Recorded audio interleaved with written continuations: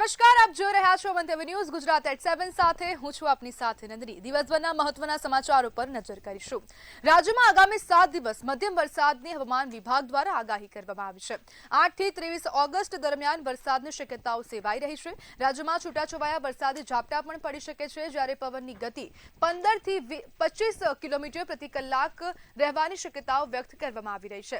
દક્ષિણ પશ્ચિમ દિશાના પવન ફૂંકાવાની આગાહી કરવામાં આવી। આગાહીના પગલે માછીમારોને દરિયો ન ખેડવાની અપીલ પણ કરવામાં આવી છે।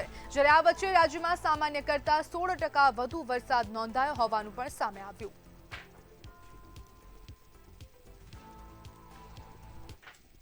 फोरकास्ट दिया गया है अगले 3 दिन के लिए 5, 6, 7 इक्का दुक्का स्थानों से लेकर कई स्थानों में हल्का से मध्यम बरसात का संभावना रहेगा गुजरात रीजन में।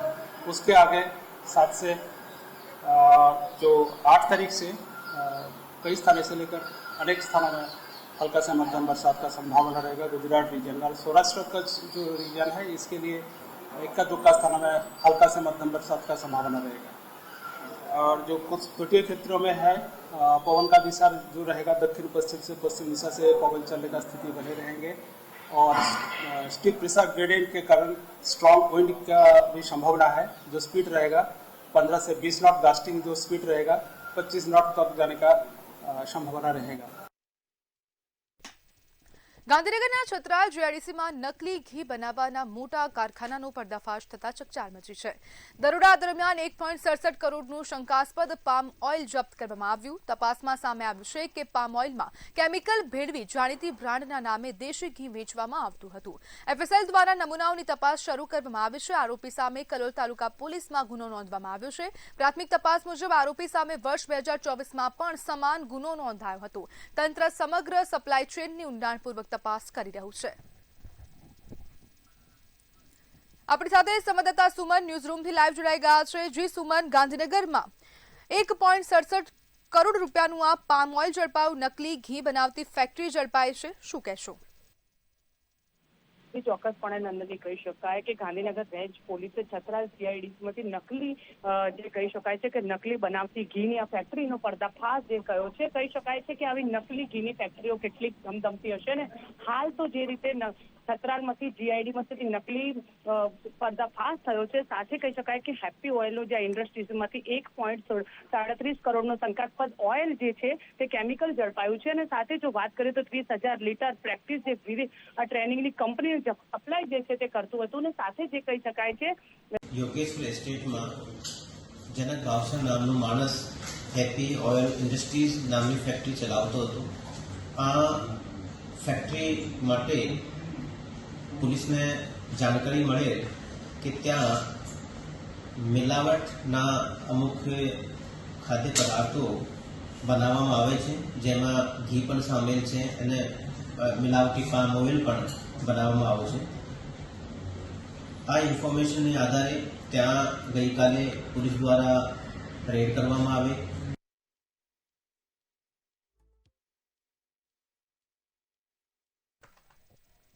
કચ્છના કંડલા બંદર પરથી ડીઆરઆઈએ મોટી કાર્યવાહી કરતા પાકિસ્તાની ખજૂરનો જથ્થો ઝડપ્યો છે। તપાસ દરમિયાન 3 કરોડ રૂપિયાની કિંમતના ખજૂર ભરેલા 13 કન્ટેનર મળી આવ્યા હતા। ખજૂરની આડમાં કરોડોની કિંમતનો જથ્થો લાવવામાં આવ્યો હોવાનો ખુલાસો થયો। યુએઈના માર્ગે ભારત પહોંચેલા આ કન્ટેનરોની તપાસ બાદ સમગ્ર મામલો સામે આવ્યો છે।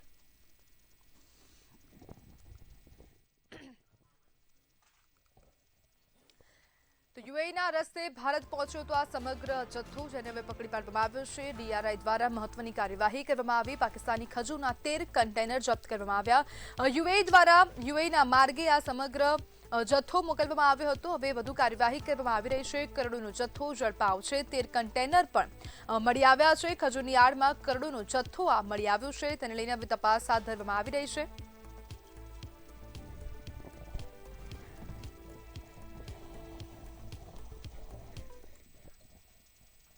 નકલી પનીર અને ચીઝના વધતા વેચાણ સામે મહારાષ્ટ્ર બાદ હવે ગુજરાતમાં પણ ભારે આક્રોશ ફાટી નીકળ્યો છે. બજારમાં અસલીના ભાવે કેમિકલયુક્ત એનાલોગ પનીર વેચીને ગ્રાહકો સાથે છેતરપિંડી કરવામાં આવી રહી છે. હોટેલ અને રેસ્ટોરન્ટમાં પણ આવું ભેળસેળયુક્ત નકલી પનીર પીરસાતું હોવાથી જન આરોગ્ય સામે મોટો ખતરો ઊભો થયો છે. ગ્રાહક સંગઠનો અને નાગરિકોએ હોટેલો અને વેપારીઓ સામે કડક કાર્યવાહી અને એનાલોગ પનીર પર સંપૂર્ણ પ્રતિબંધ મૂકવાની માંગ ઉઠાવી તેમજ રાજ્યભરમાં ફૂડ વિભાગ દ્વારા સઘન ચેકિંગ હાથ ધરવામાં આવે તેવી પણ માંગ ઉઠાવી.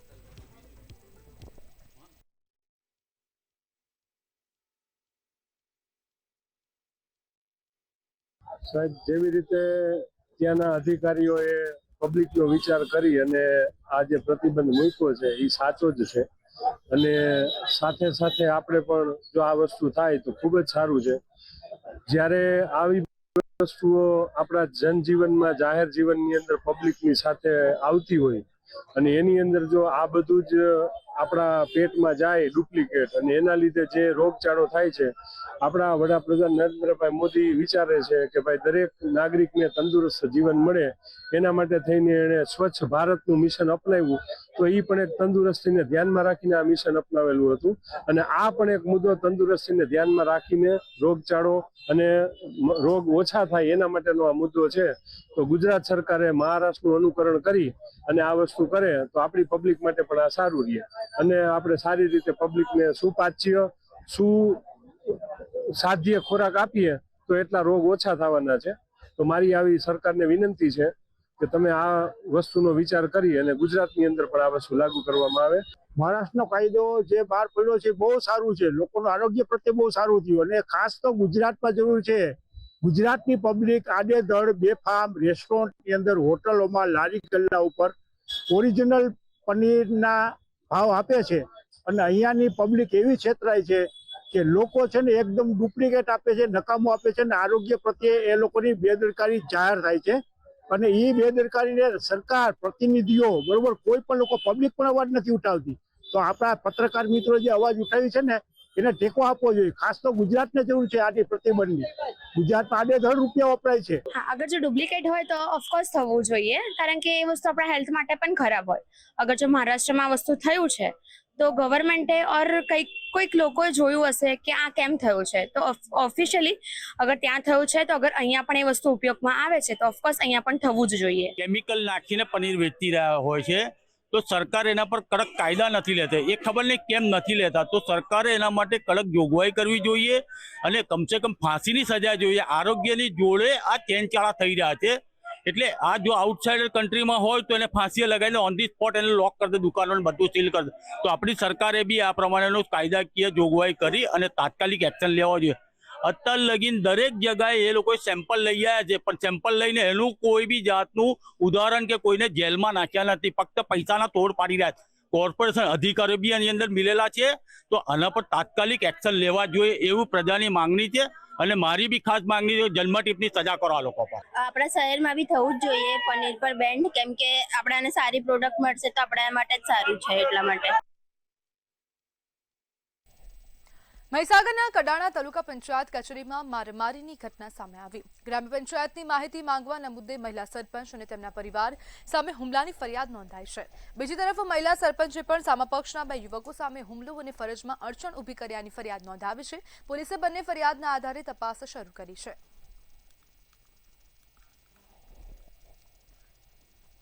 ગ્લાસગો કોમનવેલ્થ ગેમ્સનો ધ્વજ હવે ગુજરાતમાં આવી પહોંચ્યો. ગાંધીનગરમાં યોજાયેલી કેબિનેટ બેઠક દરમિયાન નાયબ મુખ્યમંત્રી હર્ષ સંઘવીએ મુખ્યમંત્રી ભૂપેન્દ્ર પટેલને કોમનવેલ્થ ફ્લેગ વિધિવત અર્પણ કર્યું હતું. 2030ની કોમનવેલ્થ ગેમ્સના યજમાન રાજ્ય તરીકે ગુજરાતમાં હવે ઔપચારિકતા તૈયારીઓનો પ્રારંભ થયો છે. ત્યારે આગામી કોમનવેલ્થ ગેમ્સ સુધી આ ધ્વજ ગુજરાતમાં જ રહેશે અને ખેલાડીઓ માટે પ્રેરણાનું પ્રતીક બનશે.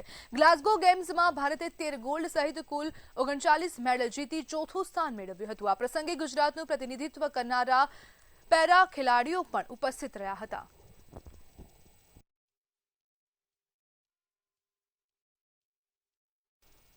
આદિવાસી બહુલ છોટાઉદેપુર જિલ્લામાંથી પસાર થતી ઓરંગસંગ નદી દર ચોમાસામાં લાખો ક્યુસેક પાણી સાથે છલકાઈ ઉઠે છે.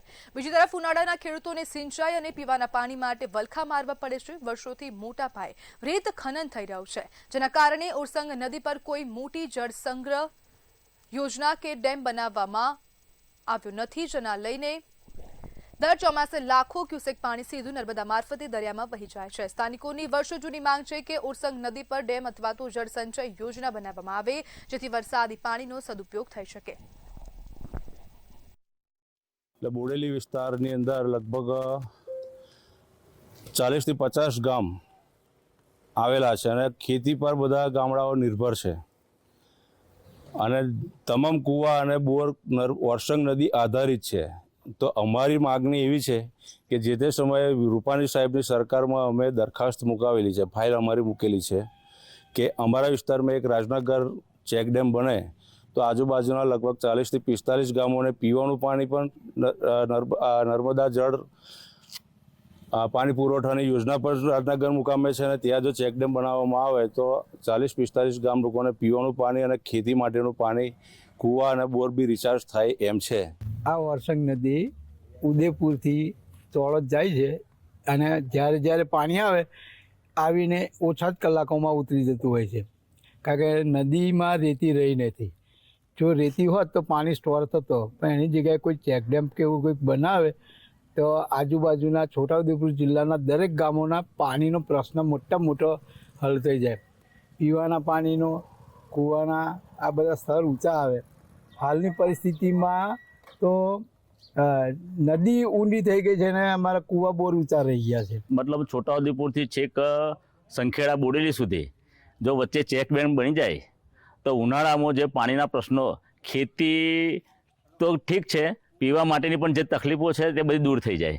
અને રેતી ખનન એટલું બધું થયું છે કે જેનાથી કૂવાના અમારા તર એટલા બધા નીચા જતા રહ્યા છે કે આજે પીવાના પાણીનો પણ એટલો બધો મોટી તકલીફ છે લોકોને। એટલે જો એક ચેક ડેમ અહીં જો બની જાય તો એનાથી છેક છોટાઉદેપુરથી છેક સંખેડા સુધીના લોકોને પાણીની બહુ ઉનાળામાં જે તકલીફ પડતી એમાં બહુ રાહત થઈ જાય। છોટાઉદેપુરના નસવાડી તાલુકાના કેવડી ગામ પાસે આવેલો કોઝવે પાણીના ભારે પ્રવાહમાં ધોવાઈ ગયો છે। નાની જડુલી, મોટી જડુલી અને કવાંટને જોડતો મુખ્ય માર્ગ ધોવાઈ જતા સ્થાનિકો ભારે હાલાકીનો સામનો કરી રહ્યા છે। અનેક રજૂઆતો કરવા છતાં તંત્ર દ્વારા કોઈ કાર્યવાહી ન કરાતા લોકોમાં ભારે રોષ જોવા મળી રહ્યો છે। રોષે ભરાયેલા સ્થાનિકોએ સમસ્યાના કાયમી ઉકેલની માંગ કરી।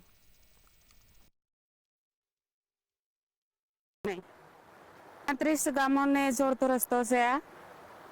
અમારી માંગ એટલી છે કે અમારા ફળિયામાંથી આ જે રસ્તો છે પાકો, એને અમારે ફૂલ પાકો બનાવવા માંગે છે। કેમ કેવડી ગામમાં છોટાઉદેપુર જવા માટેનો ઠેઠ નર્મદા કાંઠેથી 30 થી 35 ગામના માણસો આ રોડ પર આવર જાવર કરે છે અને આ રોડ નારું ત્રીજી વખત બાંધ્યું છે, ત્રીજી વખત તૂટી ગયો। એ પુલ બનવા જોઈએ અને આ રસ્તાને તાત્કાલિક સરકાર ચાલુ કરે એવી અમારી માંગ છે। નર્મદા જિલ્લાના ડેડિયાપાડા તાલુકાના નાની સિંગલોટી ગામમાં એક અદ્ભુત અને આકર્ષક કુદરતી દ્રશ્ય જોવા મળ્યું।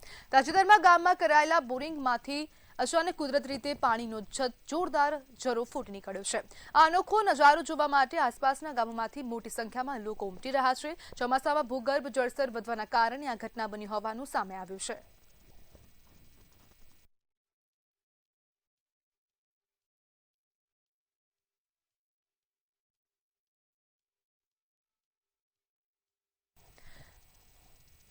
વડોદરાના કિશનવાડી કબીર ચોક વિસ્તારમાં વર્ષોથી વરસાદી પાણી ભરાવા અને ગટર ઉભરાવાની સમસ્યા યથાવત છે।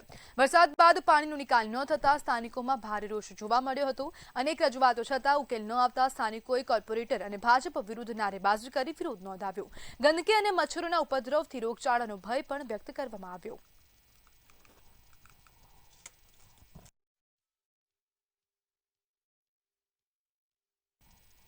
પાટણ જિલ્લાના રાધનપુરમાં વરસાદ બાદ પાણી ભરાવા, તૂટેલા રસ્તા અને ગંદકીના પ્રશ્નોને લઈને કોંગ્રેસે નગરપાલિકા કચેરી ખાતે આવેદનપત્ર આપ્યું।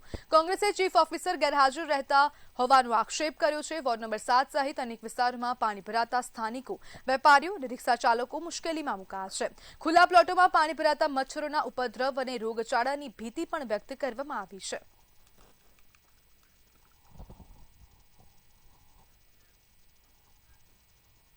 અમદાવાદ જિલ્લા તાલીમ ભવન ખાતે જ્ઞાન સહાયક ભરતી માટે આવેલા ઉમેદવારોએ હોબાળો મચાવ્યો છે।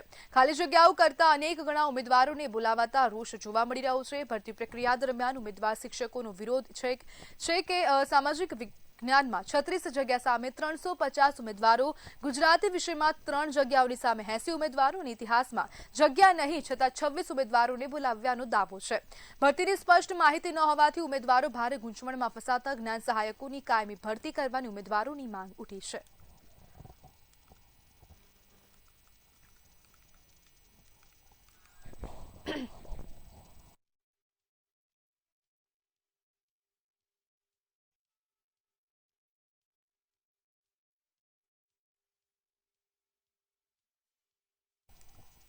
અમદાવાદ એએમસી દ્વારા કડક પગલાં લેવાના શરૂ કરી દેવામાં આવ્યા છે. એએમસી દ્વારા કેટલાક નિયમો લેવામાં આવ્યા છે. સૂચના બાદ પણ સાઇટ ઉપર પાણીનો ભરાવો રહ્યો તો હવે રજા ચિઠ્ઠી રદ કરવામાં આવશે. તેમજ અલગ અલગ સાઇટ પાસેથી 10,11,000 દંડ વસૂલ કરવામાં આવ્યો છે. 1,000થી વધુ કન્સ્ટ્રક્શન સાઇટ તપાસ કરવામાં આવી, જેમાં 211 સ્થળોએ મચ્છરના બ્રીડ મળી આવ્યા. જે 349 કન્સ્ટ્રક્શન સાઇટને નોટિસ ફટકારવામાં આવી, જેમાં 1800 જેટલા ઓઇલ બોલનો ઉપયોગ થયો છે. રોગચાળો ફેલાતા જુલાઈ માસમાં ડેન્ગ્યુના 60 કેસ અને મેલેરિયાના 38 કેસ નોંધાયા છે. ઝાડા ઉલટીના જુલાઈ માસમાં 422 કેસ, કમળાના 88 કેસ નોંધાયા તો ટાઇફોઇડના 267 કેસ એએમસીના ચોપડે નોંધાયા છે.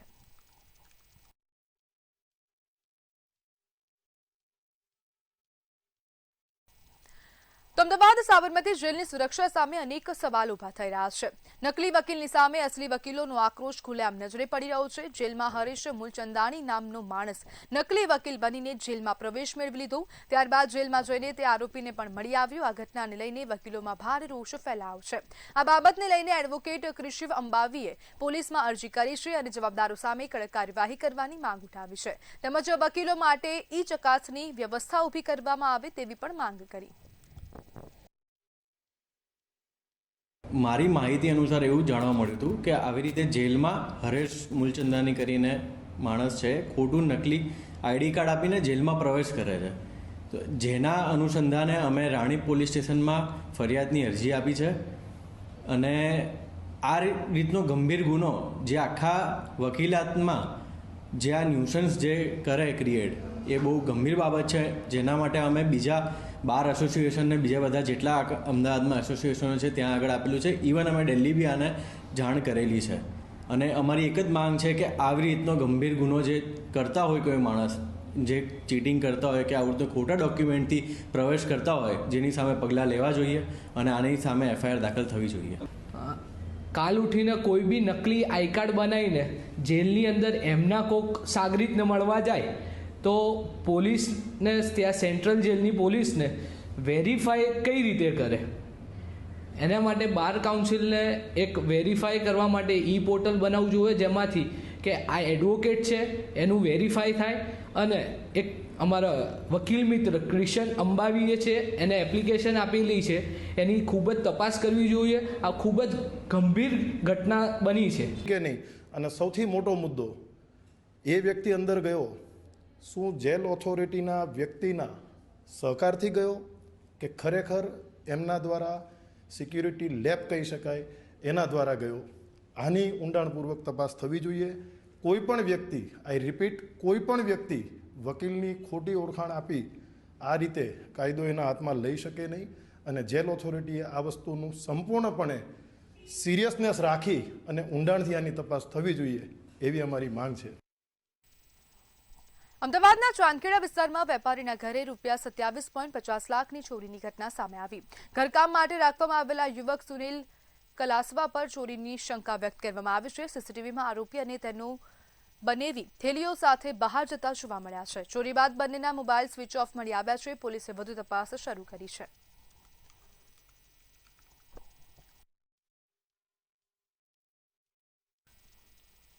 બાલાસિનોર તાલુકાના જમેતપુરા ખાતે આવેલી મેસર્સ મોરિયા એન્વાયર પ્રોજેક્ટના કારણે આજે આજુબાજુના સમગ્ર ભૂગર્ભ જળ પ્રદૂષિત થઈ ગયા છે.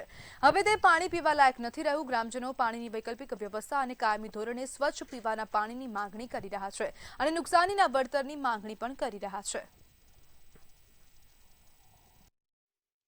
અહીંયા જે ડમ્પિંગ સાઇડના કારણે જે નુકસાનો થયા છે એ નુકસાનોની અંતર્ગત હવે અમે સરકારશ્રીને જોડે એટલી માંગણીઓ કરીએ છીએ કે છેલ્લા 3 વર્ષથી અહીંયાથી જે સેમ્પલના નામે નાટકો થયા અને અધિકારીઓ સેમ્પલો લઈને ગયા, કોઈ પણ જાતનું પરિણામ નહોતું મળ્યું. આજે જ્યારે ક્લોઝર નોટિસ જીપીસીબી દ્વારા આપવામાં આવી છે તો 3 વર્ષથી આ જીપીસીબી હોય કે જે તે લાગુ પડતા અધિકારીઓ હોય એ આ પ્રજાને મૂર્ખ બનાવી અને આ મોતના મોઢામાં ધકેલે છે. 3 વર્ષથી અહીં રહીએ સાહેબ, તો અમારા જમીન બગડી, કૂવો પાણી બગડી, અમારે કઈ લઈને જવું, ઘાસ ના મળે. આ 50 વીઘા જમીન છે તો નહીં મય ખાલું થતું, મય ભેંસને લાવી નાખશે ને 3 ભેંસો મરી જઈએ સાહેબ. કુણાલા તારે મને સરકારે ના સમજો, કઈ નિકાલ ના આવે, એનો તોડ તો કરવો પડે ને. અધિકારીઓ બેઠા તે રૂપિયા ખાઈ ખાઈને બેસી ગયા. જોઈ શકો છો કે જમવેદપુરામાં આવેલી ડમ્પિંગ સાઇટ મિસેસ મોરિયો ડમ્પિંગ સાઇટ દ્વારા ભારે માત્રામાં ઓવર લિમિટમાં ડમ્પ કરવાથી આસપાસના ગામડાઓમાં આસપાસના 30 જેટલા ગામડાઓમાંની જમીન બંજર થઈ ગઈ છે. ટૂંકમાં જમીનના ભૂગર્ભ સ્તર બગડ્યું છે. એના કારણે જે પશુ પંખીઓ અને પીવાના પાણી પર પણ TDS વધી ગયા છે. ગુજરાતમાં સરકારી કોટામાંથી મેડિકલ અભ્યાસ પૂર્ણ કરનારા વિદ્યાર્થીઓએ હવે ફરજિયાત ગ્રામ્ય સેવા બોન્ડ પ્રથા સામે અવાજ ઉઠાવ્યો છે.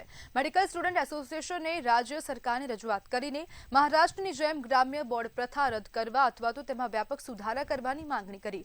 ગુજરાતમાં ગ્રેજ્યુએટ માટે 20 લાખ અને પોસ્ટ ગ્રેજ્યુએટ માટે 40 લાખ રૂપિયાનો બોન્ડ ભરવાનો નિયમ છે.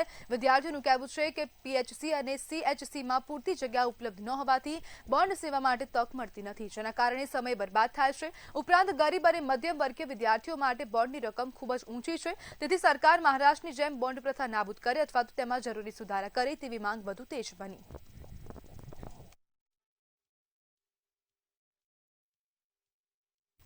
સંસદ પરિસરમાં સંતો પ્રત્યે થયેલા અપમાનના વિરોધમાં સનાતન સંત સમાજ અને વિવિધ હિન્દુ સંગઠનોએ પાલનપુરમાં રેલી યોજી કલેક્ટરને આવેદનપત્ર પાઠવ્યું. સાંસદ પપ્પુ યાદવના રાજીનામાની માંગની સાથે યોગ્ય કાર્યવાહી નહીં થાય તો આગામી દિવસોમાં આંદોલન વધુ ઉગ્ર બનાવવાની ચેતવણી પણ આપવામાં આવી.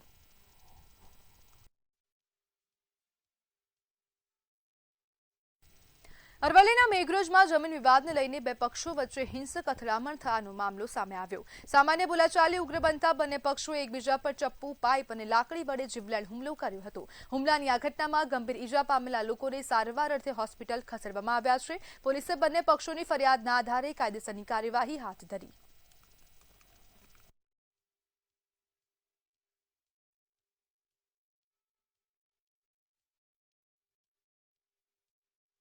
જમીનનો અમારે વિવાદ છે કાકાઓના સામે અમારે.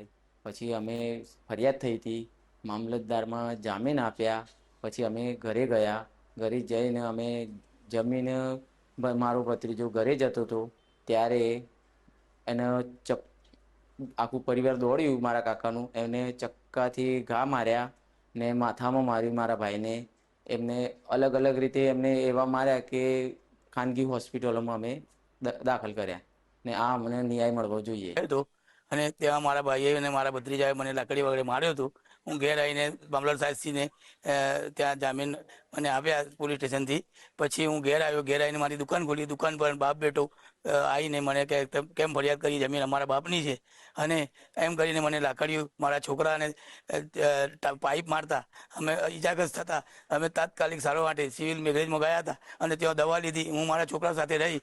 રાતના સવારમાં આવતા મને સાહેબ કીધું કે તમે અમે અમારી મરજી પોલીસ સ્ટેશન આવીને અમે હાજર થઈ ગયા અને સાહેબે અમને અંદર રાખ્યા. સાહેબને કહેવાથી અમે ઉભા રહ્યા અને અત્યારે એ મારા છોકરાને પર જાનમાની એવી ધમકીઓ આપે છે અને મારા છોકરાને મારેલ છે. હદમાં આવેલ ઇન્દિરાનગર ખાતે મારામારીનો બનાવ બન્યો હતો, જેમાં ક્રોસ કમ્પ્લેન થયેલ છે. બનાવનો મુખ્ય જે બાબત છે એમાં જમીનનો ઝઘડો છે, જેમાં કાકા બાપાના છોકરાઓ અંદર લડેલા છે, દાખલ કરવામાં આવેલો છે. બંને ગુનાની તપાસ ચાલુમાં છે. એમાં ઇરફાનભાઈની જે ફરિયાદના આરોપીઓ હતા એ તમામની અટકાયત કરવામાં આવેલી છે અને બાકીના જે પકડવાના બાકી છે એમની કાર્યવાહી હાલ ચાલુ છે.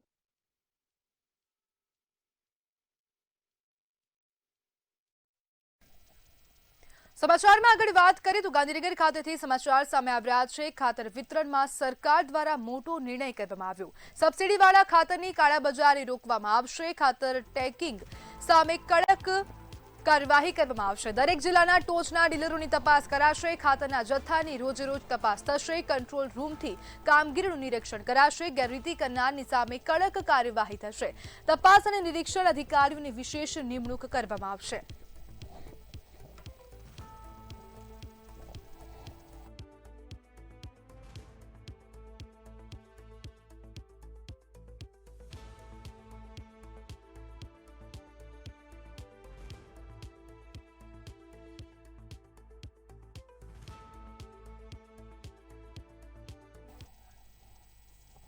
તો મહેસાણા ખાતેથી સમાચાર સામે આવ્યા, જર્જરિત પાણીની ટાંકી તોડી પાડવામાં આવી છે। સમાચાર મહેસાણાથી સામે આવી રહ્યા છે, જર્જરિત પાણીની ટાંકીને તોડી પાડવામાં આવી છે। તો આ કાર્યવાહી કરવામાં આવી, જર્જરિત ટાંકીને તોડી પાડવામાં આવી છે। તો મહેસાણા ખાતેથી આ સમાચાર, મહેસાણામાં જર્જરિત પાણીની ટાંકી તોડી પાડવામાં આવી છે। મંગલા પાર્કમાં 25 વર્ષ જૂની ટાંકી તોડી પાડવામાં આવી। 3 લાખ લીટરની ઓવરહેડ ટાંકી હતી, તેને હવે તોડી પાડવામાં આવી છે, કારણ કે આ ટાંકી જર્જરિત હતી।